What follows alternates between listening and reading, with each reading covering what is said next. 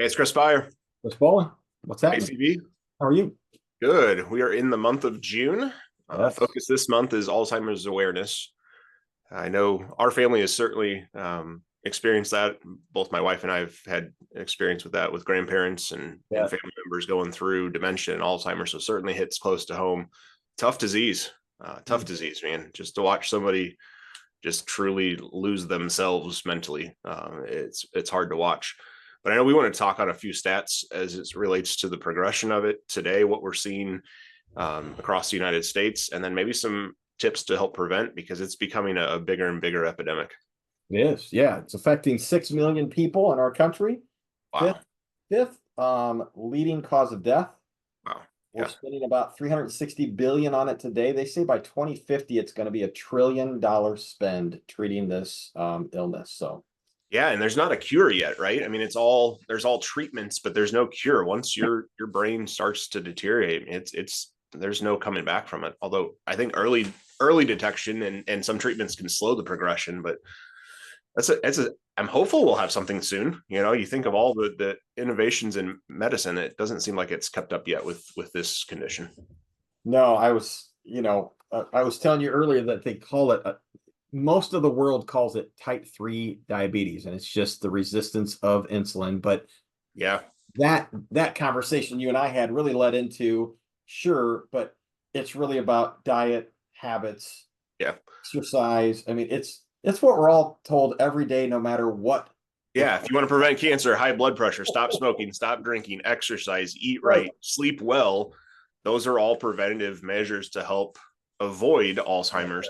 But you are right. I mean, there are some studies now to show that insulin resistance is starting to trigger the deterioration of the brain. I know that's something that's just newer on the market, still probably to figure out how that plays out. But you know, it's it's something that I also think people don't know that they're going through it. No, That's the other piece of it. Is you can't probably there's probably more than 6 million affected because people aren't being diagnosed or they're not aware. right. It's those that are around you that start to notice, hey, that was different. You're slipping a little bit. That wasn't how you are. Those little signals, even if it's a tough conversation, it's time to go in and see the doctor just to go through that because it's typically older age, but that doesn't mean that that's necessarily only going to happen to those that are seniors. Yeah, I think the hardest thing about this disease is, you know, it's not going to be the cause of your death, right? So, Right. Right. and this could last for 10 years, Yeah. 15 years. Yep. It's a horrific disease to have. Yeah, I'm fortunate on our side.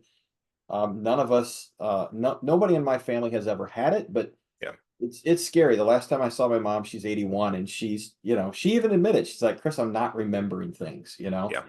Yeah. And, so I'm like, well, get into your doc. Let's do this, and Yep. Get it sure enough, started while you can. yeah, she had Yeah. like a little mini stroke. Yeah. So, and I think that's our message is, have these conversations with your parents, ask them, what's happening, and then stay on them about the follow-up. Yeah. There's a nurse. I think one of the biggest things I've learned is that you have to be an advocate for your own health Yes. and Absolutely. help your Absolutely. parents. Because Yes. when they go to the doctor, what they hear and what they repeat to you are two different things. This is true. This is true. And I would say too, we've seen a couple of our organization or clients put in some benefits for caregivers. Yeah. That's been a big topic as well, both caregiving benefits so that you can have the time and the resources and the energy to take care of aging parents, young children, whatever, developmentally disabled, whatever might be the case. And also bereavement benefits. So once somebody does pass away, how do you go through that process? I think those are two areas that we're seeing benefits being brought to employer plans here recently as a result because of things like this. Yeah, I love that. Good. Well, great topic. Obviously, Yes. tough month for the people that are that are experiencing this and for the caregivers. So Yes. we Yeah. appreciate all Appreciate you talking. the. Thanks, Yeah. sir. Good to Thanks, see you. guys. We'll see you.